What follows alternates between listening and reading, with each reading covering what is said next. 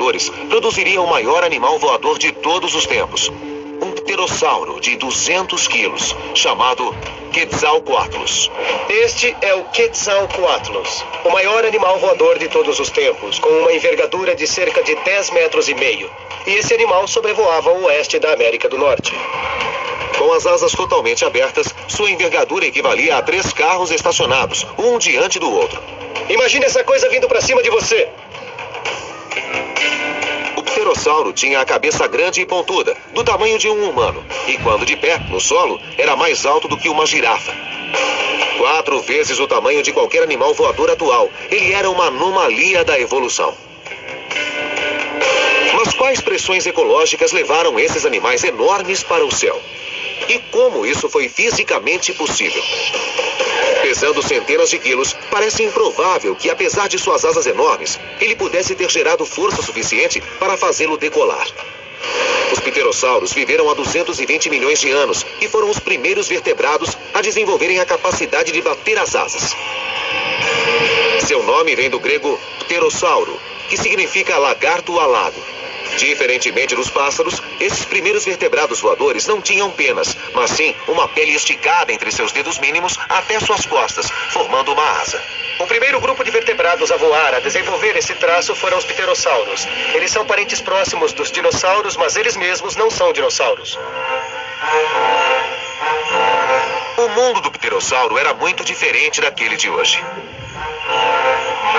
Os dinossauros eram mais altos do que as copas das árvores e, mais abaixo, milhões de insetos voavam em volta de seus pés, juntamente com centenas de espécies de répteis, todos competindo por recursos e alimento.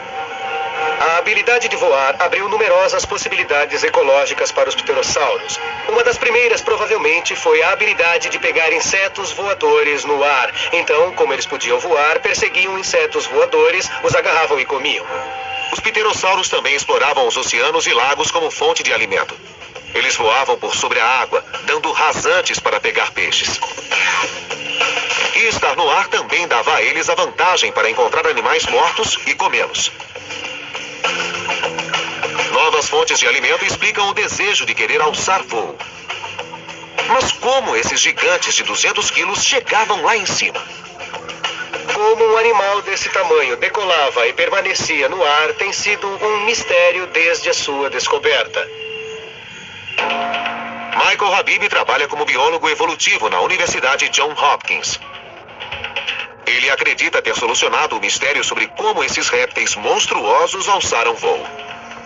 No final dos anos 20, um grupo de paleontólogos descobriu um esqueleto de pterossauro em uma escavação no Oregon. Como parte dele, havia um osso da asa, aparentemente comum.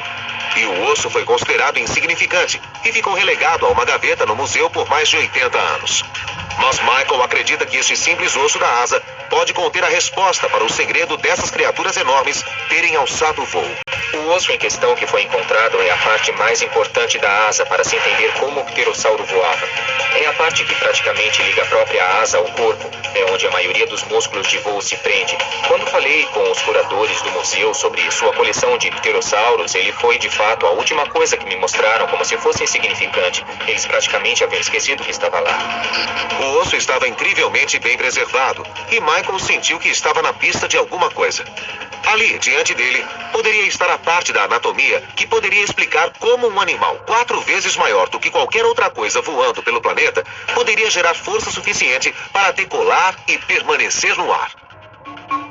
Michael queria fazer imagens de raio-x de última geração do interior do fóssil na Faculdade de Medicina da Universidade Johns Hopkins. A primeira coisa que ele notou foi algo que os paleontólogos já sabem há tempos sobre os ossos de pterossauros. Eles são ocos. O fato de serem ocos permite aos ossos serem bem grandes e que seu diâmetro seja bem largo. Isso faz com que sejam muito fortes. Significa que podem aplicar muita força muscular a eles e os ossos aguentarão. Este osso, contudo, não era completamente oco. Michael notou algumas protuberâncias estranhas dentro do osso que se pareciam com vigas de sustentação, semelhantes aos arcobotantes de uma catedral que evitam que as paredes cedam. Eles estão dispostos em direções específicas e a direção mostra onde o osso precisava de mais reforço, onde precisava de maior pressão de dentro para fora para evitar seu colapso. Com essa descoberta, Michael foi capaz de descobrir a utilidade desse osso.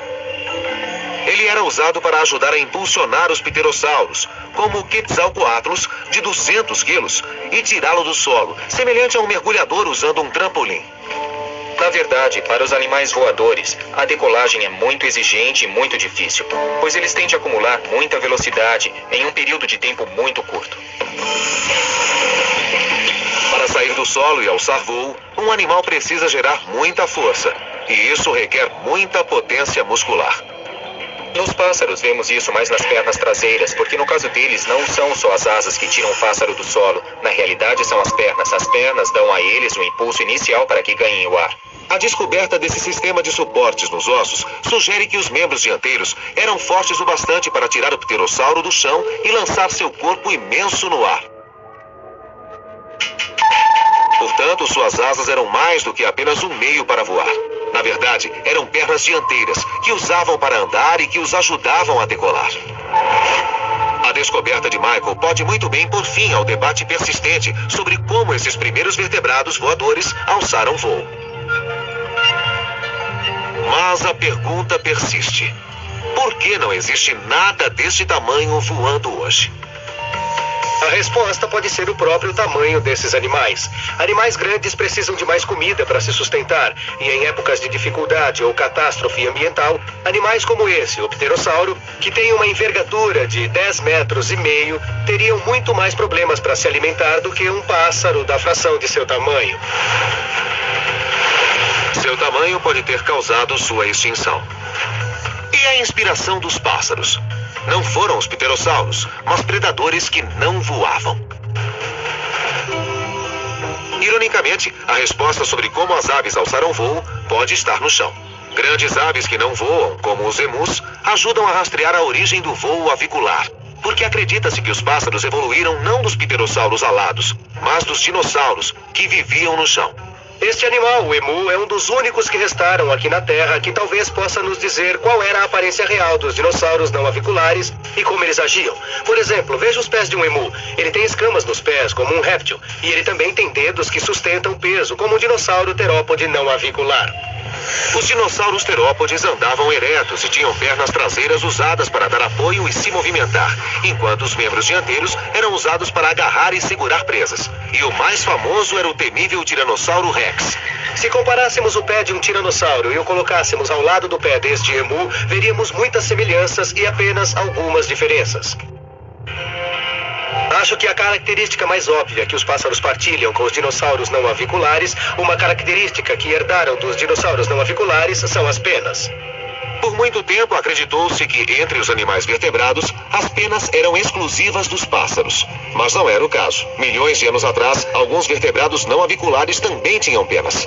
Então agora sabemos que as penas não são exclusivas dos pássaros. As penas se desenvolveram inicialmente nos dinossauros não aviculares e é bem possível que tenham evoluído para algo além do voo, talvez para isolamento térmico ou para proteger seus ninhos.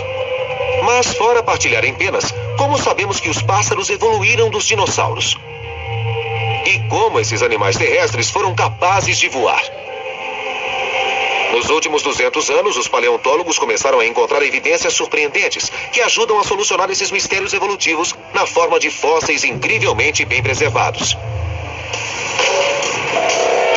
O Museu Carnegie de História Natural, em Pittsburgh, abriga uma das maiores coleções de ossos de dinossauros do mundo. Entre eles, há pistas incríveis de como os pássaros, e posteriormente seu voo, evoluíram a partir dos dinossauros. Isto é um molde de Archaeopteryx, e quando ele foi descoberto, muito mais de um século atrás, deixou os cientistas pasmos, porque o fóssil tem uma mistura de características costumeiramente associadas a répteis e que também são associadas a pássaros. O Archaeopteryx foi o primeiro dentre todo um novo grupo de animais. Era um pássaro que se diferenciava de um dinossauro plumado por sua capacidade de voar. Embora não fosse muito eficiente no ar, comparado aos dinossauros não aviculares, havia diferenças claras na estrutura anatômica desta criatura. Contudo, como o pássaro mais antigo do mundo, é evidente que ele não havia se diferenciado completamente de seus ancestrais. Quando olhamos o esqueleto do Archaeopteryx, vemos muitas características herdadas de seus ancestrais dinossauros e que se perderam nos pássaros modernos. Então, por exemplo, se olharmos para o crânio de um Archaeopteryx, vemos que ele mantém dentes minúsculos e todos os pássaros conhecidos da atualidade são desdentados. Também vemos uma cauda longa e óssea no Archaeopteryx, uma característica dos dinossauros. Olhando para a mão do Archaeopteryx, podemos ver que seus dedos ainda têm grandes garras curvas nas pontas, e essa é uma característica que ele partilha com os dinossauros. Além disso, algo essencial também parecia faltar ao Archaeopteryx: músculos. Os pássaros modernos possuem uma série de grandes músculos peitorais que se prendem ao externo e os ajuda a gerar força suficiente para voar. Aparentemente, o Archaeopteryx não tinha esses músculos. Então, embora seu corpo pudesse sustentar voo, é improvável que pudesse ficar muito tempo no ar. O Archaeopteryx provavelmente era capaz de voar, mas comparado aos pássaros modernos, é quase certo de que era bem desajeitado. Sabemos disso porque seu esqueleto é bem mais primitivo do que os dos pássaros modernos. Então, como os pássaros modernos evoluíram e se tornaram criaturas voadoras mais eficientes? Evolutivamente, qual foi o passo seguinte ao Archaeopteryx?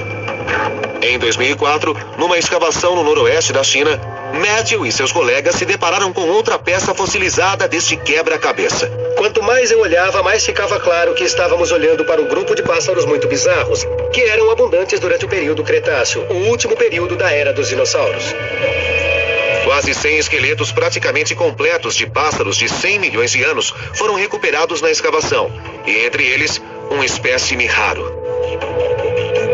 Fragmentos minúsculos desse animal há muito extinto, chamado gansos, já haviam sido encontrados antes, mas nunca um esqueleto tão completo quanto esse.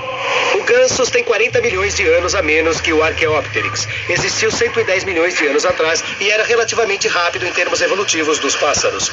O gansos adquiriu muitas das características que associamos aos pássaros modernos. Ele é, de muitas maneiras, um pássaro anatomicamente moderno de 110 milhões de anos atrás. Embora o Archaeopteryx fosse capaz de voar, Matthew logo descobriria que o gansos tinha características anatômicas que, é quase certo, faziam com que voasse melhor. Grande parte da história do histórico evolutivo dos pássaros tem a ver com a maior eficácia do voo. Então, por exemplo, quando olhamos para o Archaeopteryx, vemos características que não estão presentes nos pássaros modernos, como dentes e uma longa cauda óssea. E essas são duas características que há muito se discute que foram perdidas nos pássaros modernos porque diminuíam seu peso.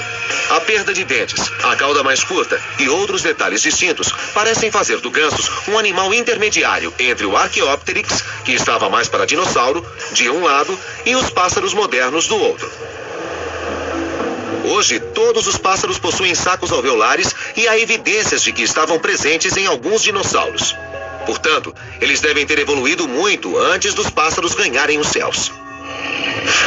Nos dinossauros grandes, como o tiranossauro, temos evidências da presença de sacos alveolares, pois existem aberturas em ossos, onde parte desses sacos alveolares invadiram os ossos.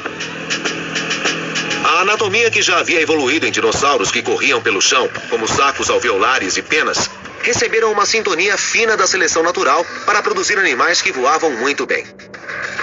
Essa anatomia singular abriria caminho para 10 mil espécies de pássaros povoarem todos os continentes da Terra.